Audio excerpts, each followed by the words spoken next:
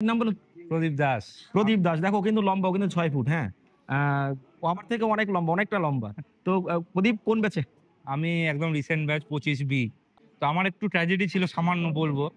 আমার মানে পার্ট এতে ছিল র স্কোর 85.33, বেড়ে 86.09 হয়েছিল, সামান্য বেড়েছিল। কিন্তু পার্ট বিতে ছিল 26, যেখানে সবাই জানে 76.25 লাগে।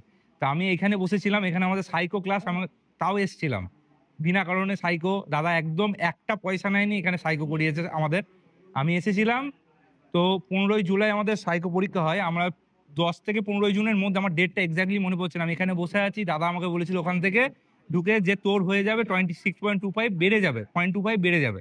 আমার একটা কোশ্চেন ইগনোর হওয়া দরকার ছিল। আমি রং কোশ্চেন 4-5টা 50 টাকা করে দিয়ে করেছিলাম। তো দাদা বলেছিল যে তুই লিখে নে। তো আমি লিখিনি, তখন ক্যাজুয়ালি নিয়েছিলাম।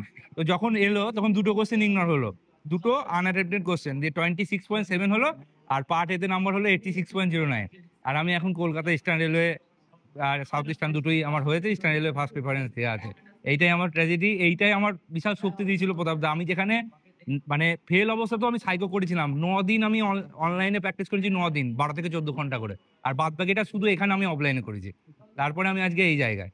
আমি জানতাম না যে আমার 0.25 বাড়বে কি বাড়বে না। হ্যাঁ, আমি ওকে বলেছিলাম যে তুই লিখে নে, যে তোর পাস হয়ে যাবে। এটা ব্যাপার একটা। তো আমি ভুলে গেছিলাম কিন্তু ভাই মনে রেখে দিয়েছে। তো অবশ্যই। বিশাল বড় ব্যাপার। যে দেখো, সব থেকে বড় কথা, হাল ছাড়া যাবে না। একদম শেষ সেকেন্ড অব্দি লড়তে হবে, একদম শেষ সেকেন্ড অব্দি। খুব ভালো লাগলো ভাই, ও আজকে খুব খুশি। তবে কলকাতা বোর্ড এবং ইস্টার্ন এবং সাউথ ইস্টার্ন দুটোই সিলেক্টেড। ভেরি গুড, হ্যাঁ। চলো নেক্সট।